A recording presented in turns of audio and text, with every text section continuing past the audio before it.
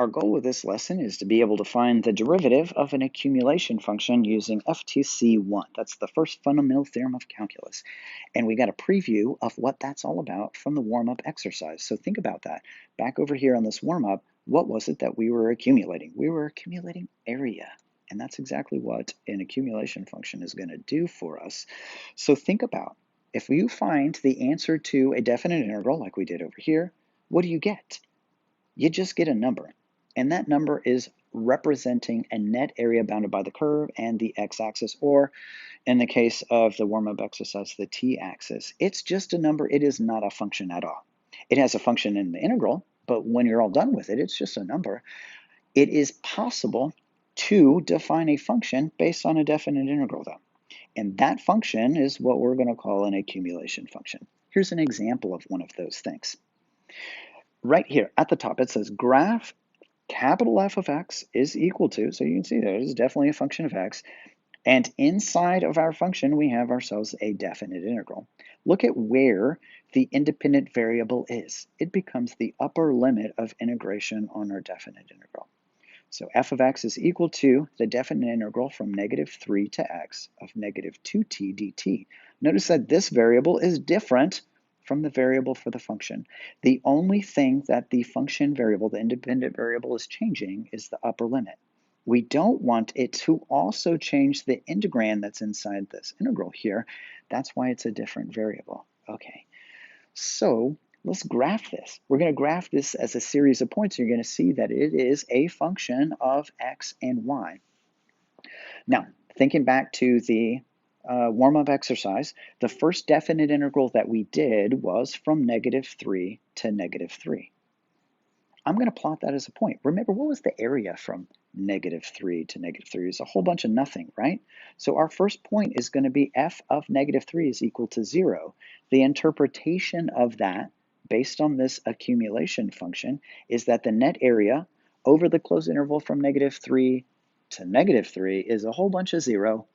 Let's plot it as an ordered pair. Dot ordered pair would be -3, 0, dot. All right, let's do the next point. The next point was, let's see, the upper limit was a -2. So I'm going to plug a -2 in for x in this function.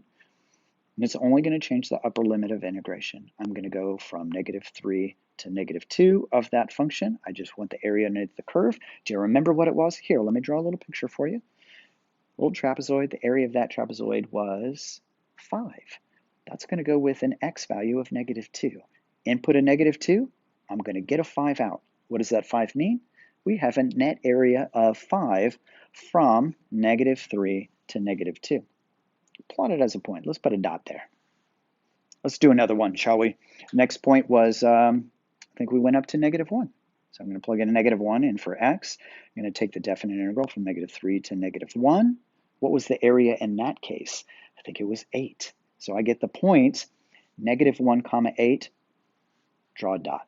Just keep drawing dots. Just keep drawing them for each one of these things. See if you can make a connection between the graph that we're currently drawing here and the accumulation function that we started with here. Is there a connection between those two things? Okay, maybe the graph just looks like a collection of dots to you. Well, here, let me help you out. Let me connect those dots, make it a little bit more obvious, and you can see we have ourselves a parabola. Is there a connection, is there a relationship between this parabola, this quadratic function, and the accumulation function that we started with? Well, this is a -2t, and hey, what's the equation for this thing? What's the equation? Let me think about it. Well, it's upside down, so I know it's got to be negative. Look at the width of this thing. The width of it looks like it's the same width as the parent function, so it should be a -x squared, and it's just moved up 9. So compare that to this one. This is basically y is equal to -2x plus 9. To me, that looks like an antiderivative of this integral that's right here. Here, let me make that connection very obvious for you. Back over here. Our accumulation function was, no, that's the wrong color blue, this one. F of x is equal to definite integral from -3 to x of -2t dt. Well, when we plotted points for this particular function, it plotted out the graph of a parabola whose equation seems to be negative x squared plus 9. All right, so again, trying to make a connection between this guy and this thing that's inside here. Well, maybe I make it a little bit more obvious by taking the derivative of the f of x function with respect to x. That's what I'm going to do. Take the derivative with respect to x. Yeah, this whole entire thing. So we're going to get the derivative with respect to x of this accumulation function. Well, I really don't know how to handle taking the derivative of this, but I sure can take the derivative of this, and remember that this equation is essentially the same thing as this accumulation function, this definite integral here. Okay, so what is the derivative of negative x squared plus 9?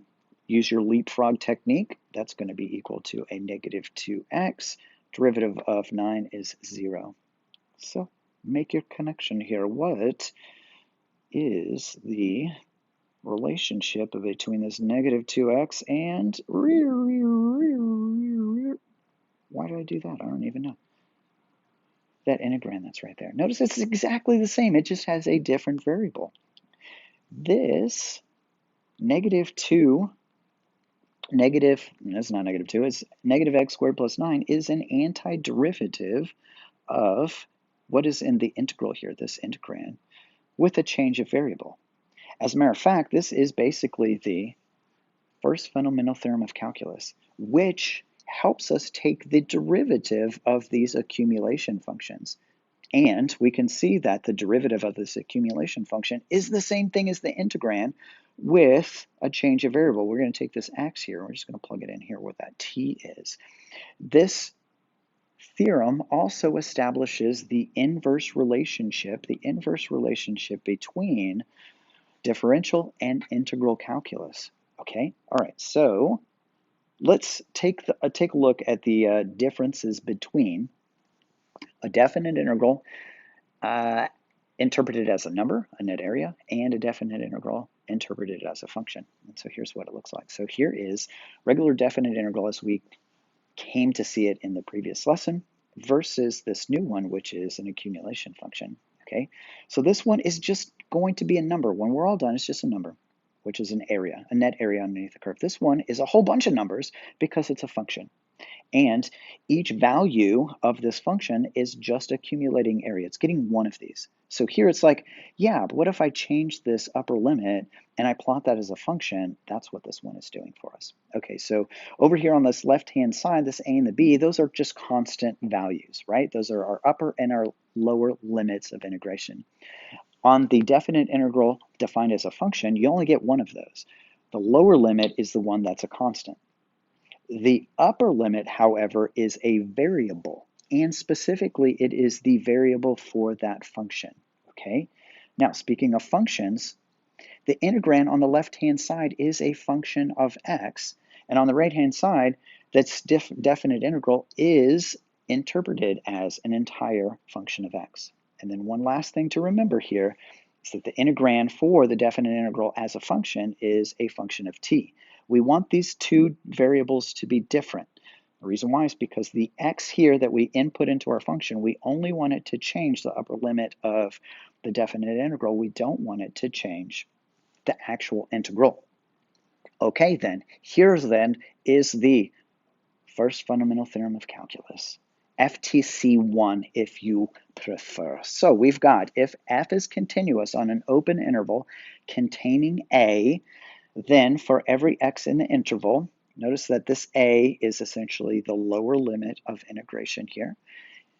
The fundamental theorem calculus is telling us how to take the derivative of this accumulation function, of this definite integral, this function based on a definite integral. The derivative with respect to x of the definite integral from a to x of f of t dt is just equal to f of x. So this is basically saying when we're taking a derivative of this accumulation function, they cancel each other out. I'm having an integral and I'm having a derivative, and they cancel each other out, giving you the original input back with just a change of variable. That's why I'm saying that the first fundamental theorem of calculus establishes the inverse relationship between derivatives and integrals here. Insert proof here. By that, I mean that'll be a separate video that I won't make, somebody else, some professional mathematician will make for us.